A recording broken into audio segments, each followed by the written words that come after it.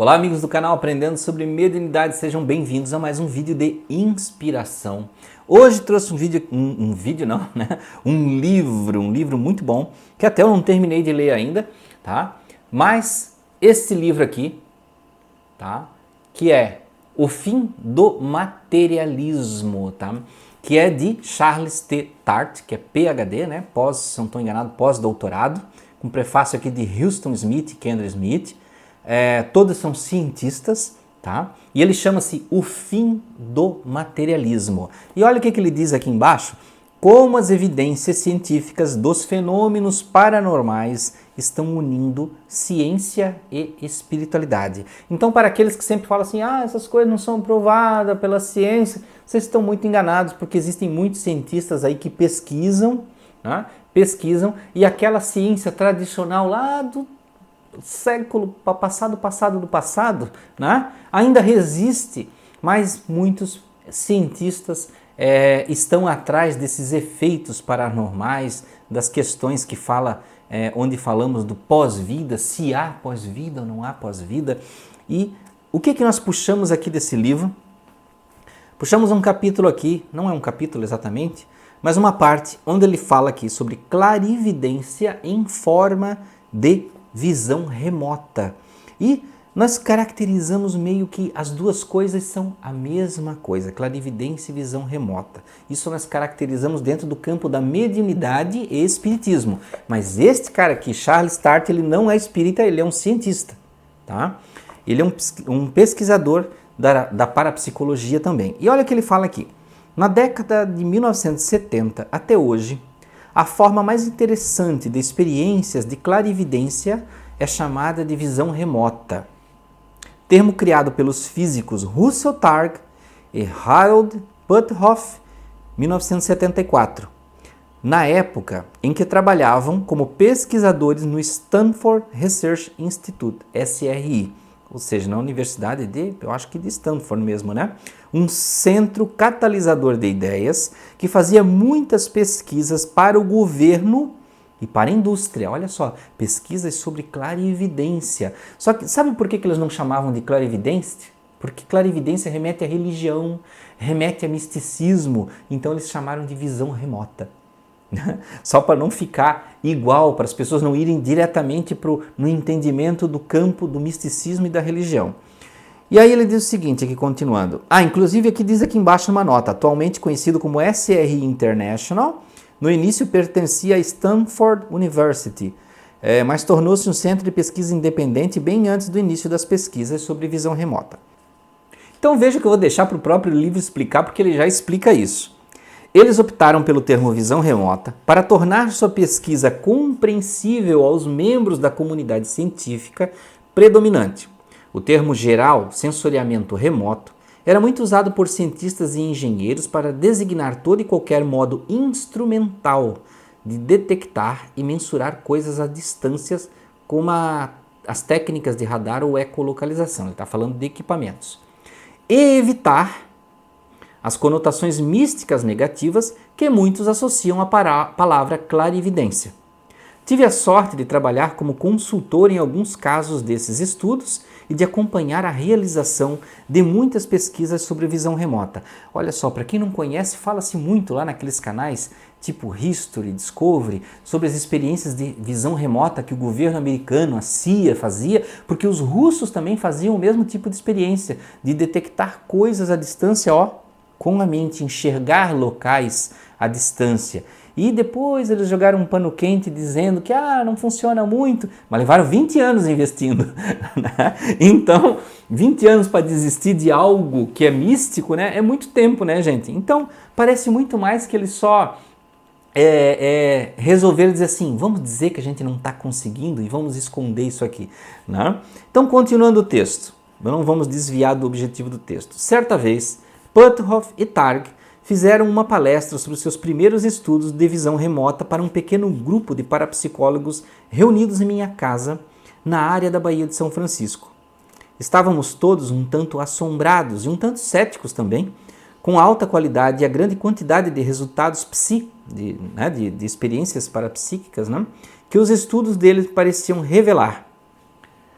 A maioria dos estudos parapsicológicos tem resultados estatisticamente significativos, mas insignificantes em termos práticos. Puthoff-Targ, porém, estavam acostumados com o ceticismo e já haviam decidido fazer uma demonstração informal de visão remota em nosso encontro. Vejam que não era um experimento científico, porque eles já faziam isso em laboratório, era uma demonstração informal. Tá? Um dos colegas,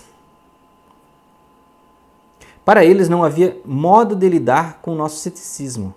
Um dos colegas saiu e foi para algum lugar que desconhecemos. Meia hora depois, os dois pesquisadores nos pediram que tentássemos descobrir, por meio de clarividência ou visão remota, né, como quiser chamar, né, em qual lugar se encontrava aquela pessoa. E disseram que poderíamos fazer quaisquer anotações e desenhos que pudessem nos auxiliar nessa tentativa de localização. Veja-se que enquanto esse colega estava no lugar-alvo remoto, não nos foi pedido que tentássemos descobrir o que ele estava pensando, mas apenas que fizéssemos uma descrição física do local. Isso aponta para uma ênfase na clarividência e não na telepatia, porque isso tem diferença, clarividência e telepatia. Telepatia é uma conversa de mente para mente e clarividência é outra coisa. É você enxergar o outro lugar sem o uso de nenhuma ponte, né? E ainda ele colocou, embora a telepatia não estivesse excluída da situação. Mais adiante veremos como, nas experiências formais de visão remota, a telepatia tem pouquíssima relevância para os resultados. Surgiram-me algumas imagens interessantes que pareciam sugerir um tipo de fábrica ou de mecanismo, tambores giratórios ou coisa parecida, presta atenção no que ele diz aqui, e cores vivas, tambores, mecanismos, coisas giratórias e cores vivas, olha o que ele diz aqui. Mas não me deixei impressionar, pois as imagens eram pouco nítidas. Isso acontece muito quando não se tem treino, quando se mexe com descrença e tudo mais. Tá? Depois disso, fomos levados até o alvo para avaliarmos nosso desempenho. Era uma lavanderia muito iluminada na University Avenue, em Berkeley. Fiquei andando pela calçada por algum tempo, olhando para as vitrines de vidro laminado, e pensando que aquilo não combinava bem com as imagens de fábrica que me haviam corrido. Ele ficou, o Targ, que era o PhD, né? Ficou pensando, né? No que a minha visão se encaixa nisso aí? Né? Então ele diz, não combinava bem com as imagens de fábrica que me havia ocorrido. Tudo bem, pensei, resignado. A PES, que é a percepção extrasensorial, é algo que nem sempre funciona bem, pensando consigo mesmo, e certamente não funcionou comigo. Mas em seguida, quando mudei meu ângulo de observação para o lado direito da vitrine e olhei para dentro, de repente vi uma coisa que se ajustava perfeitamente às minhas imagens. As lavadoras e secadoras giratórias eram bem parecidas com os tambores giratórios que eu tinha visto e haviam roupas de cores vistosas nos cestos sobre uma mesa. Fiquei impressionado. Tudo isso, porém, não passou de uma demonstração informal de um procedimento muito interessante quando você passa pessoalmente pela experiência, mas subjetiva demais para valer como prova da existência da clarividência. Vejamos então como se conduz uma experiência formal de visão remota. Aí deixo vocês para consultar o livro, né? Porque aí, gente, é um livro científico, ele vai muito adiante nas questões de como se faz, como essas experiências se validam cientificamente, tá? Então ele aprofunda muito. Tá? Então vejam que aqui o Charles Start, ele fez uma demonstração junto com amigos, né? Os amigos promoveram essa demonstração e olhem como às vezes a nossa descrença, né? Não quer dizer que nós temos que ser sempre crédulos, porém ele mostrou que nós temos que ser analíticos e não colocar o nosso próprio ceticismo como barreira.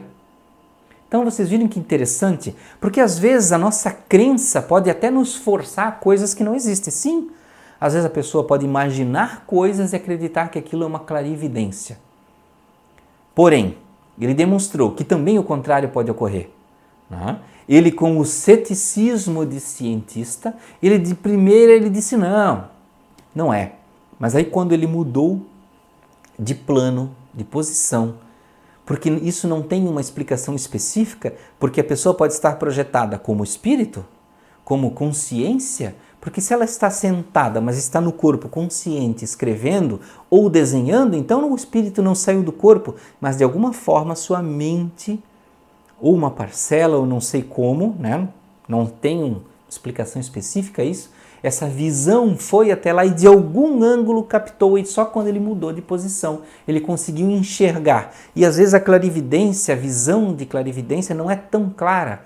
Ela pode ser sugestiva, ela pode ter cores, formas, onde a pessoa de uma forma rudimentar possa demonstrar o que ela viu. E isso era feito muito nas experiências de visão remota pela CIA nos Estados Unidos. As pessoas viam os bunkers onde tinham mísseis e faziam desenhos, às vezes só de formas, mas essas formas se encaixavam em um ângulo que num mapa se encontrava aquele local, que o exército, né, tinha uma intenção com aquele local. Então vejam como isso existe, isso é feito experiências até hoje, isso muita gente encobre porque não gosta de falar, porque remete muito a um lado místico, né? E vejam como isso se diferencia da religião, isso não tem nada a ver com religião, é simplesmente a nossa percepção agindo, é a nossa forma de enxergar o mundo, de ver as coisas que hoje está se tornando cada vez mais comum, normal.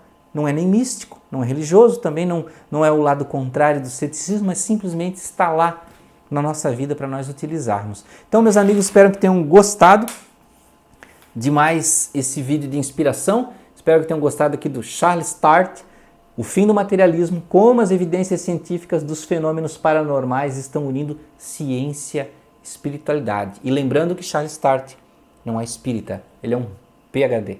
Tá? Então, meus amigos, muito obrigado. Até o próximo vídeo de inspiração.